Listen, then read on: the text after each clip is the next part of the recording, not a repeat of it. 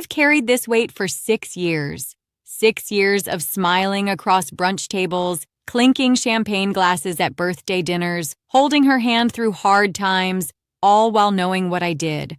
All while knowing that if she ever found out, it would destroy her. And she still doesn't know. My name is Rachel, and this is my confession. I met Sophie when we were 11 years old. She was the new girl at school, standing by the water fountain during lunch, trying to figure out where to sit. I remember her clearly. This small, curly-haired girl with oversized glasses and a Powerpuff Girls lunchbox that immediately made her a target for the popular crowd. But there was something about her. Even at 11, she had this quiet confidence. Like she knew who she was and didn't care if anyone else approved. I was the opposite. I cared too much. I spent every waking moment trying to fit in, trying to say the right things, wear the right clothes, laugh at the right jokes. I was exhausted by my own performance. But when I saw Sophie standing there alone, something clicked. I walked over and asked if she wanted to sit with me. She looked up, smiled, and said, "Only if you promise not to make fun of my lunchbox." I laughed. She laughed. And just like that, we became inseparable. For the next 15 years, Sophie was more than my best friend. She was my person. We went through everything together. First crushes, first heartbreaks, college applications, graduation, our first jobs, our first apartments. When my mother was diagnosed with cancer during my sophomore year of college, Sophie drove 6 hours to be with me. She stayed for 3 days, sleeping on my childhood bedroom floor, holding me when I couldn't stop crying. When my mother eventually passed 2 years later, Sophie delivered the eulogy because I couldn't speak. That's who she was to me. That's who she still is. And I betrayed her in the worst possible way. Sophie met Daniel during our junior year of college. He was in her psychology class, this tall, quiet guy with dark hair and an easy smile. She came back to our shared apartment one evening, cheeks flushed, and told me she thought she'd met someone special. I remember feeling happy for her, genuinely happy. Sophie deserved someone who could see how incredible she was. Daniel was charming, not in the obvious performative way that some men are charming. He was subtle. He remembered things. Small details about your day, your preferences, your fears. He made you feel seen. And over the years, as he became a permanent fixture in Sophie's life, and by extension, mine, I grew comfortable around him. He became like family. They got engaged after 5 years of dating. I was the maid of honor at their wedding.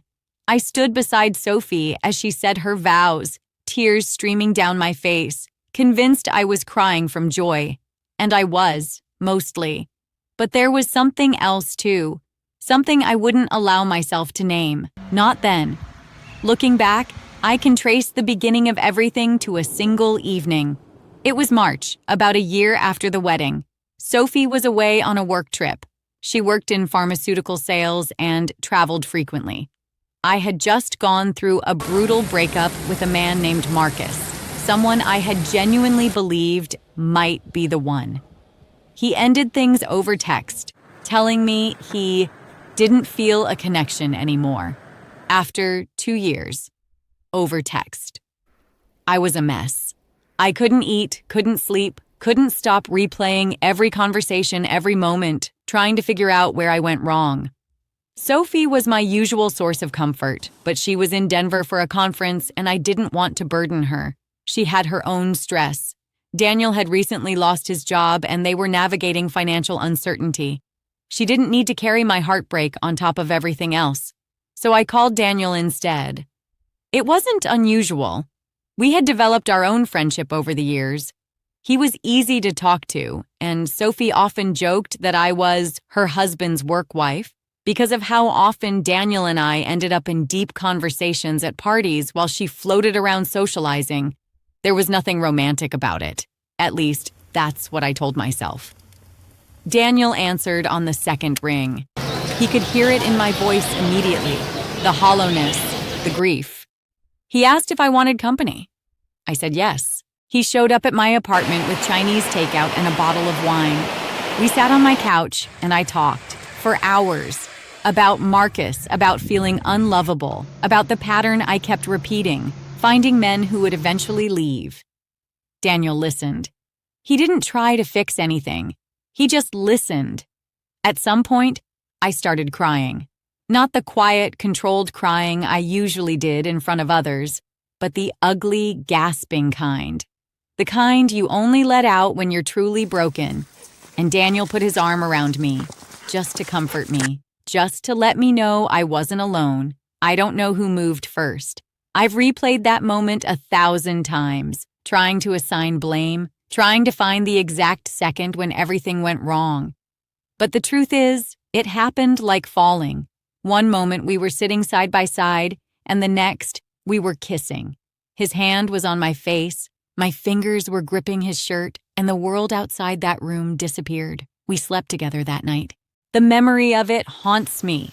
Not because it was passionate or romantic or any of the things you might imagine. It haunts me because of how ordinary it felt. How easy. Like two people who had been orbiting each other for years finally colliding, and neither of us had the strength to stop it. Afterward, we lay in silence. The weight of what we had done pressed down on us like a physical thing. Daniel stared at the ceiling, jaw tight, eyes unreadable. I pulled the sheet up to my chest and tried to find words, but none came. Eventually, he spoke. His voice was barely above a whisper. "This didn't happen." I nodded. My throat was too tight to speak. He got dressed in the dark, not looking at me. At the door, he paused. "I love Sophie," he said. "I love her more than anything." "I know," I managed. "This was a mistake, a terrible mistake, and it can never happen again." "It won't." He left. And for a while, I convinced myself that we could bury it, that we could pretend it never happened and move forward, that our silence would protect Sophie from a truth that would only destroy her. But secrets have a way of rotting you from the inside. In the weeks that followed, I became a different person, paranoid, hypervigilant. Every time my phone buzzed, I flinched, terrified it might be Daniel texting something incriminating or Sophie saying she knew. Every time Sophie mentioned Daniel's name, my heart stopped. Every time the three of us were in the same room, I felt like a fraud wearing my own face. Sophie noticed something was off. She asked me repeatedly if I was okay, if something was bothering me. I blamed it on the breakup with Marcus, on work stress, on anything I could think of. She accepted my excuses because she trusted me, because she had no reason not to. That trust became its own form of torture. I tried to distance myself.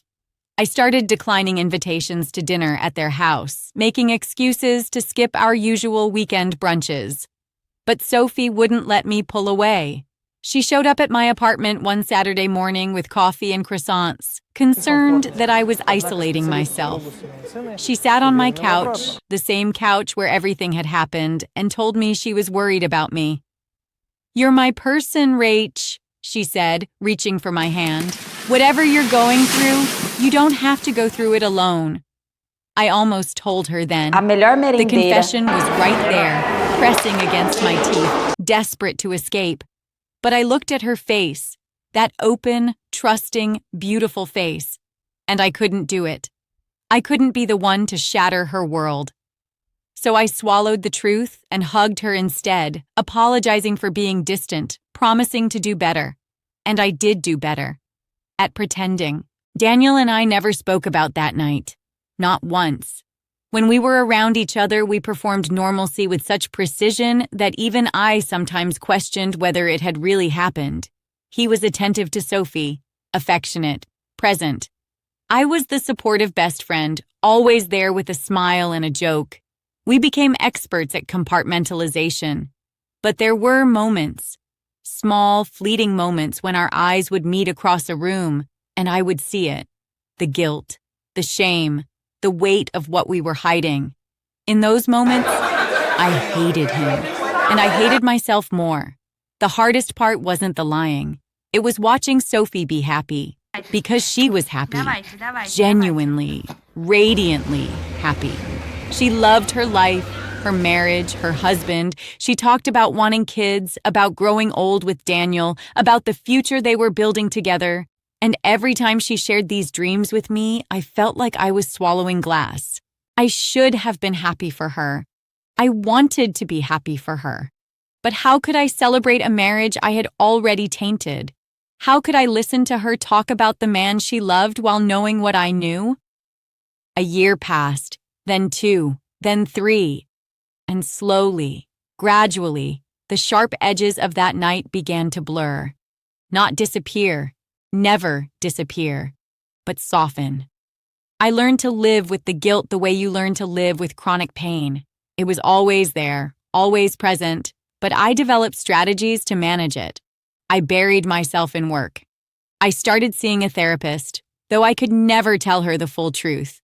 I dated other men, hoping that love might somehow absolve me. Nothing worked, but I survived. Sophie and Daniel continued to thrive. He got a new job, a better one. They bought a house in the suburbs, a beautiful 2-story with a garden that Sophie immediately started filling with flowers. They talked about starting a family.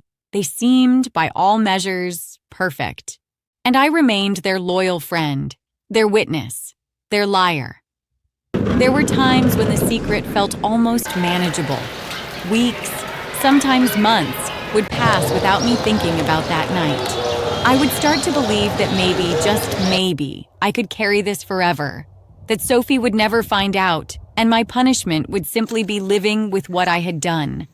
A private purgatory. An invisible scar. But then something would happen. A comment, a gesture, a memory, and the guilt would come rushing back, as fresh and devastating as the first day. One such moment happened at Sophie's 32nd birthday party. It was a small gathering at their house, just close friends and family.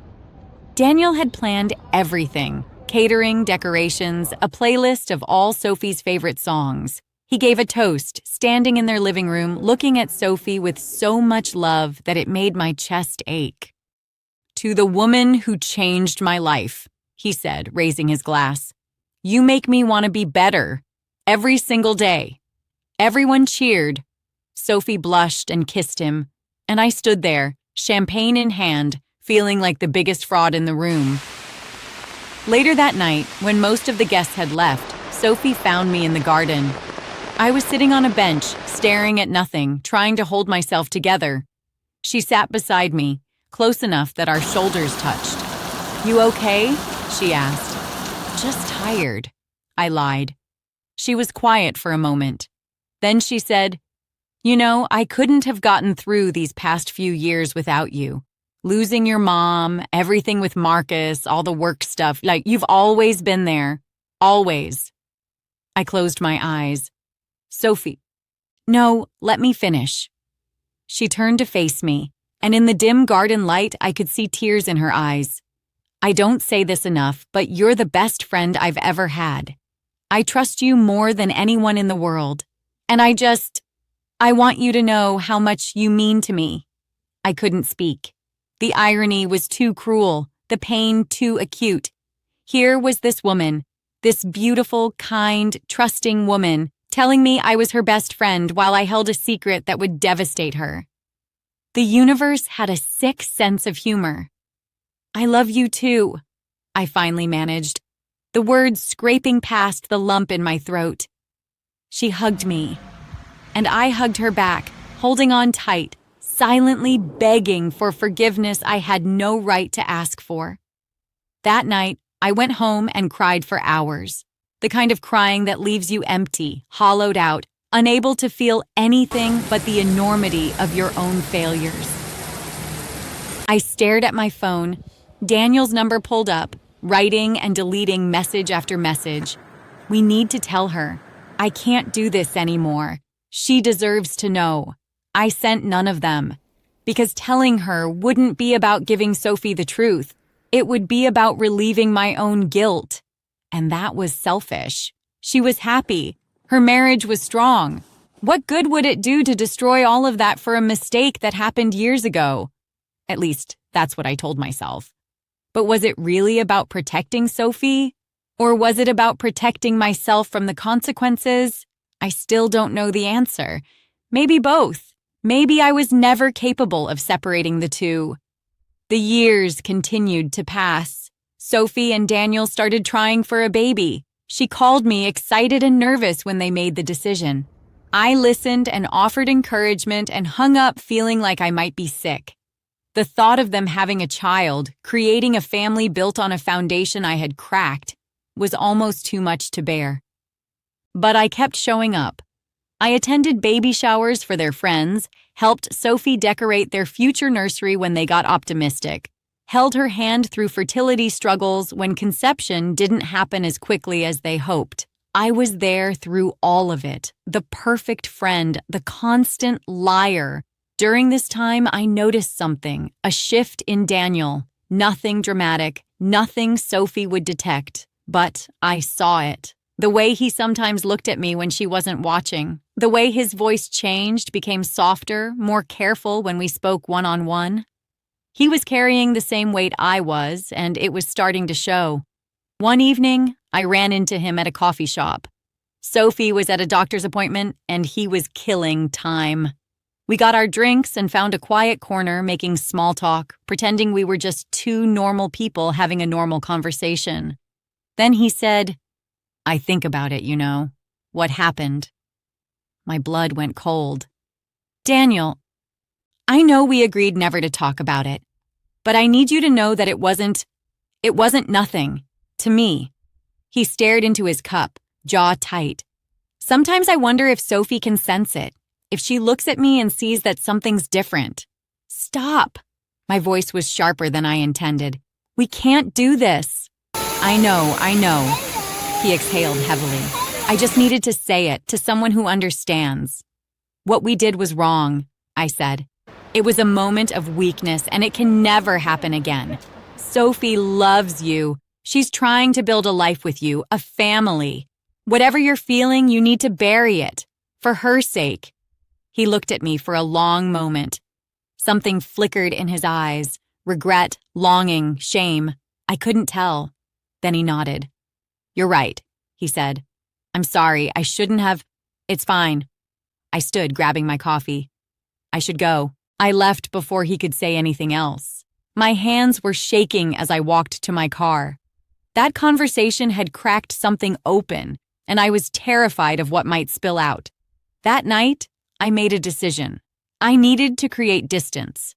Real distance. Not just declining a few invitations, but fundamentally restructuring my life so that Sophie and Daniel were no longer at the center of it. I started applying for jobs in other cities. I began dating a man named James, someone I met through work, with the specific intention of building a life separate from theirs. It almost worked. James was kind, stable, uncomplicated. He didn't know Sophie and Daniel, didn't know my history, didn't know the weight I carried. With him, I could almost pretend to be someone else, someone unburdened, someone worthy of happiness. We dated for 8 months. He told me he loved me, and I said it back, meaning it as much as I was capable of meaning anything. We talked about moving in together. He mentioned casually that he could see a future with me, marriage, kids, the whole picture. And then Sophie announced she was pregnant. She called me on a Tuesday evening, voice trembling with joy. After 2 years of trying, countless disappointments, one early miscarriage that had nearly broken her, she was finally pregnant. 12 weeks, healthy. They had just heard the heartbeat. I congratulated her through my own tears, telling myself they were tears of happiness. And maybe some of them were, but the others, the ones that kept falling long after I hung up, were something else entirely. That pregnancy changed everything. Suddenly, I couldn't distance myself. Sophie needed me. She was anxious about the pregnancy, worried about complications, emotionally vulnerable in a way I had never seen before. She called me daily, texted constantly, wanted me there for every appointment, every milestone. How could I abandon her now? James started to notice. He commented on how much time I spent with Sophie, how my mood shifted whenever she was around. He asked gently if everything was okay. I told him I was just worried about her pregnancy, that she was my best friend and I wanted to support her. He accepted this, but I could see doubt creeping into his eyes. 3 months before Sophie's due date, James and I had a fight. Nothing dramatic, just a disagreement about weekend plans. But it escalated in a way our arguments never had before. And in the heat of it, he said something that stopped me cold. "You're hiding something. I can feel it. There's a part of yourself you're keeping locked away, and I don't know how to reach you anymore." I stood there, breathless, the accusation hanging between us. "I'm not hiding anything," I said. But even I could hear how hollow the words sounded. We broke up 2 weeks later. He was kind about it, said he loved me but couldn't build a life with someone who wasn't fully present. And he was right. I wasn't fully present.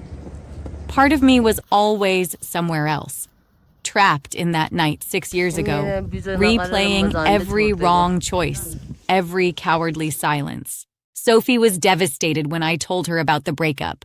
She was 8 months pregnant by then, glowing and exhausted and consumed with preparations for the baby. But she made time for me. She came over to my apartment with ice cream and tissues, held me while I cried, assured me that the right person was still out there. I wanted to scream. I wanted to shake her and tell her the truth finally, after all these years, to unburden myself of the weight that was crushing me. But I looked at her swollen belly, at the life growing inside her, and I knew I couldn't. Not now, maybe not ever. The baby was born in September, a girl. They named her Emma, after Daniel's grandmother. Sophie asked me to be the godmother, and I said yes, because what else could I say? I held Emma in the hospital, this tiny, perfect creature, and felt something break inside me. This child was the result of their love, their marriage, a union I had violated.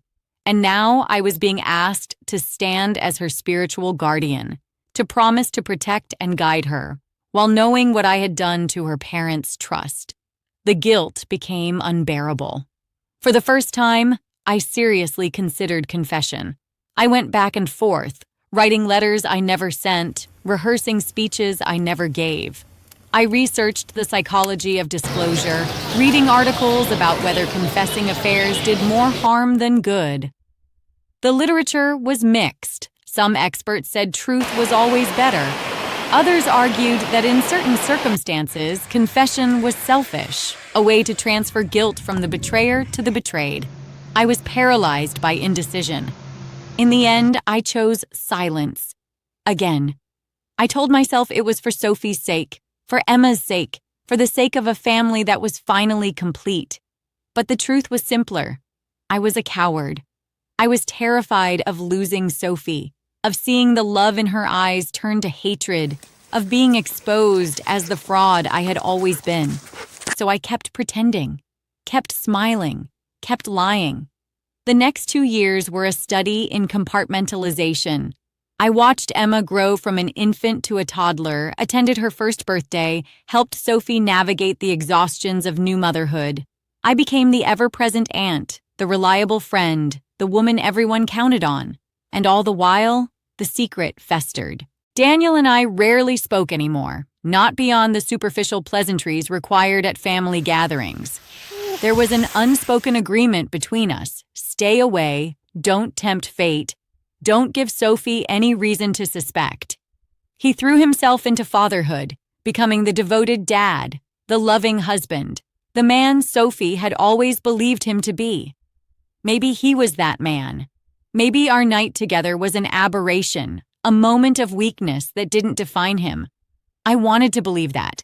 I needed to believe that because the alternative, that I had participated in something that revealed a fundamental flaw in their marriage, was too painful to consider. But cracks were starting to appear. Not between Daniel and Sophie, they seemed as strong as ever, but in me. The constant performance was taking its toll. I started having panic attacks.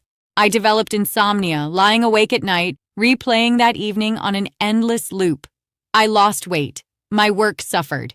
My therapist expressed concern about my mental state, and I deflected, as always, giving her half-truths and partial explanations.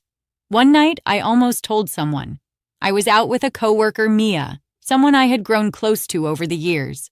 We were at a bar, several drinks deep, and she started talking about secrets, about how everyone carries things they've never told anyone. She shared something from her past, a lie she had told that still haunted her, and looked at me expectantly. "What about you?" she asked. "Is there anything you've never told anyone?" The confession was right there. I could feel it rising, pressing against my lips, desperate to escape. But at the last moment, I pulled back. "Nothing that interesting," I said, forcing a laugh. Mia looked skeptical, but didn't push, and the moment passed, leaving me with the same crushing loneliness I had carried for years. I realized then that this was my punishment, not public exposure, not losing Sophie, but living in permanent isolation, surrounded by people who thought they knew me while the truest part of myself remained hidden. I had built a prison of my own making, and there was no escape. Or so I thought. Everything changed 6 months ago. I was at Sophie and Daniel's house for dinner, a regular occurrence by then, when Daniel received a phone call. He excused himself, stepping into the other room, and I thought nothing of it. But when he returned, his face was ashen. "Everything okay?" Sophie asked, bouncing Emma on her hip. "Yeah, fine, just work stuff." But his voice was strained, and he avoided my eyes. The dinner proceeded normally, but I couldn't shake the feeling that something was wrong. Daniel was distracted, barely contributing to conversation, pushing food around his plate. Sophie noticed too, asking him repeatedly if he was feeling all right. He deflected with vague reassurances, but the tension was palpable. That night, after I left, Daniel called me. It was the first time he had called me directly in years. "We need to talk," he said. His voice was shaking. We met the next day at a park, far from their neighborhood, far from anyone who might recognize us.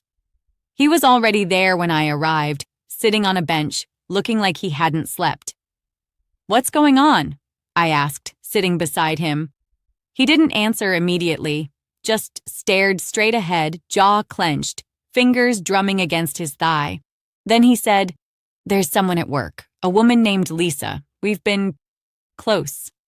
My stomach dropped. "Close how?" "We haven't slept together." He turned to look at me and I saw desperation in his eyes. "But we've come close. Several times. And Sophie doesn't know." I couldn't believe what I was hearing. "Daniel, I'm telling you because I don't know what to do. Lisa wants more. She's pressuring me to leave Sophie, and I keep thinking about us, about what happened, about whether Sophie even knows who I really am." "This is not the same situation," I said, my voice tight. "What happened between us was a mistake, one time, years ago. What you're describing is an ongoing betrayal?" He laughed bitterly. "Yeah, I know. But is it really that different? I've been lying to Sophie for years. We both have. Maybe this is who I am. Maybe I've always been this person and our night together was just the first sign." I shook my head, trying to find words. "You need to stop this, with Lisa, before it goes any further." "What if I can't?" He buried his face in his hands. "What if the reason I keep making these choices is because there's something fundamentally broken in me?" I sat there, watching him fall apart, and felt an unexpected emotion. Anger. Here was this man, confessing his weakness to me, seeking absolution, while I had spent years carrying the weight of our shared sin in silence. He had moved on, built a family, almost convinced himself it never happened. And now he was doing it again, putting Sophie at risk, putting everything at risk. "You have a choice," I said, my voice cold. "End things with Lisa. Focus on your wife, your daughter. Be the man Sophie believes you to be. Or don't. But if you choose to keep pursuing this, you are going to destroy everything. And I will not be complicit this time." He looked at me, startled by my tone. "I never asked you to be complicit," he said quietly. "No. You just asked me to help you carry your guilt. Like I don't have enough of my own." I stood up, unable to sit beside him any longer. "End it, Daniel. That's my advice. End it before Sophie finds out and your whole world collapses. I left him sitting on that bench and I didn't look back. For the next few weeks, I avoided everyone. Sophie, Daniel, Mia, all of them. I claimed a heavy workload, family obligations, anything to buy myself time, because I was facing a choice I had never expected.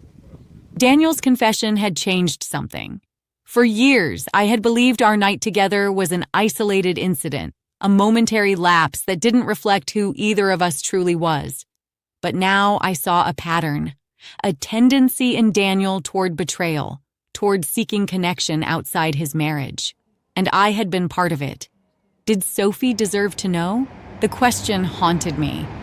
If Daniel was capable of pursuing another woman now, after everything, after the baby, after years of seeming happiness, then maybe my silence wasn't protecting Sophie. Maybe it was enabling a cycle. Maybe by keeping the secret, I was allowing her to build a life on unstable ground. But telling her would mean admitting my own guilt. It would mean watching the trust in her eyes shatter. It would mean losing my best friend forever. I started writing a letter. Not a full confession, but a version of the truth. Something that would warn Sophie without implicating myself directly. Anonymous. Careful. I spent hours crafting sentences, trying to find words that would open her eyes without destroying her. But every draft felt wrong, cowardly. If I was going to tell Sophie the truth, shouldn't I be the one to tell her? Shouldn't I face her, accept whatever consequences came, rather than hiding behind anonymous words? In the end, I couldn't do it. I couldn't write the letter. I couldn't make the call. I couldn't find the courage to do what I knew, in my heart, was right. Instead, I reached out to Daniel one more time. We met at the same park. He looked better than before, less haunted, more composed. He told me he had ended things with Lisa, cold turkey. She was upset, he said, but she understood. He was committed to his marriage, to Sophie, to being a better man. I'm sorry I put you in that position, he said, asking you to listen to all that. You've been carrying enough. Yes, I said. I have. What happens now? He asked. Do we just go back to pretending? I thought about it. For a long moment, I turned the question over in my mind, examining it from every angle. I don't know, I finally admitted. I've been pretending for so long, I'm not sure I know how to stop. He nodded slowly. Do you ever think about telling her, Sophie? Every day. Why don't you? Because I love her. And because telling her would hurt her more than my silence ever could. I paused, feeling the weight of the words. At least that's what I tell myself. But maybe the truth is simpler. Maybe I'm just scared. We're both scared, he said. We've been scared for years. And there it was. The truth, spoken aloud for the first time. We were both cowards, both liars, both unwilling to face the consequences of what we had done. But something had shifted in me. Daniel's near affair had forced me to confront a possibility I had always avoided, that my silence might be causing more harm than the truth ever could. That by allowing Sophie to trust blindly, I was setting her up for a bigger fall. I went home that night and made a decision. I would not tell Sophie about Daniel and Lisa. That was his responsibility, his choice. But I would step back from their lives. Slowly, gradually, I would create distance. Not out of guilt, though guilt was certainly part of it, but out of love. Sophie deserved a best friend who wasn't lying to her every time they spoke. She deserved better than me. The process was painful. I started declining invitations more frequently. I moved to a new apartment, farther from their neighborhood. I took a job that required travel, giving me a legitimate excuse for being less available. Sophie noticed, of course. She asked if something was wrong, if she had done something to upset me. I assured her it was just life, work, stress, the usual things. She believed me, because she still trusted me, because after everything, she had no reason not to. 6 months have passed since then. We still talk, still see each other occasionally, still maintain the facade of a normal friendship. But something is different now. There's a distance between us that wasn't there before. A space I created intentionally, a buffer zone to protect her from me. I watch her posts on social media, happy family photos, milestones with Emma, date nights with Daniel, and I feel something complicated. Joy that she's happy, grief for what I destroyed, loneliness for the friendship I'm slowly dismantling, and still, she doesn't know. Sometimes I wonder if I'll ever tell her. If there will come a moment, on my deathbed perhaps, or in some future crisis, when the truth will finally spill out. Part of me hopes for that moment, hopes for the relief of confession, the freedom of being fully known. But another part of me, the larger part, if I'm honest, knows that I will probably take this secret to my grave, that I will die with this weight on my chest, carrying the knowledge of what I did, bearing the punishment of a lifetime of guilt. Is that justice? I don't know. Maybe there is no justice, not in any meaningful sense. Maybe life is just a series of choices, some good, some terrible, and we spend our years trying to live with the consequences. I cheated on my best friend, not with her husband in an ongoing affair, but in a single moment of weakness that changed everything. And she still doesn't know. Part of me hopes she never does. Part of me thinks she deserves to know everything. And part of me, the part that has been carrying this weight for 6 years, is simply exhausted. Exhausted from the pretending. Exhausted from the guilt. Exhausted from being two people at once. The Rachel that Sophie knows and the Rachel that only I can see. If I could go back, would I change things? The answer should be obvious. Of course I would. Of course I would leave that coffee shop before Daniel arrived, go home, cry alone, save everyone the pain of what followed. But life doesn't work that way. We don't get to undo our worst moments. We only get to live with them. And so I live. I wake up each morning and carry the weight of what I did. I look in the mirror and see a woman capable of betrayal, of lying, of hurting the person she loved most in the world. I go through my days pretending to be whole while knowing with devastating certainty that I am broken. Maybe that's my penance. Maybe living with this knowledge, this constant low-grade agony, is the price I pay for one terrible choice. It doesn't feel like enough. It never feels like enough. But it's all I have. Sophie called me yesterday. We talked for an hour about Emma, about work, about nothing and everything. She told me she missed me, that we don't see each other enough anymore, that she wants to plan a girls' trip, just the two of us, like old times. I said yes, because I always say yes, because despite everything, I cannot bring myself to fully let go. And when we hung up, she said what she always says, "Love you, Rach. You're my person." I closed my eyes, felt the familiar ache, the guilt, the grief. "Love you too," I said. I meant it. I always mean it. That's what makes this so unbearable. The love is real. The friendship is real. And so is the betrayal. All of it, existing together, tangled up in ways I can never fully separate. I don't know how this story ends. Maybe Sophie will find out someday, from Daniel, from someone else, from a slip of the tongue I can't take back. Maybe she'll look at me with those trusting eyes and finally see what I've been hiding. Maybe our friendship will survive, transformed by the truth. Or maybe it will shatter completely and I will lose her forever. Or maybe none of that will happen. Maybe we'll grow old together, best friends until the end, and she'll never know. She'll die believing I was loyal and true, and I'll carry this secret into whatever comes next. Both possibilities terrify me. Both feel like some kind of ending. But for now, there is only this, the present moment, the weight on my chest, the love that refuses to die despite everything. I cheated on my best friend, and she still doesn't know.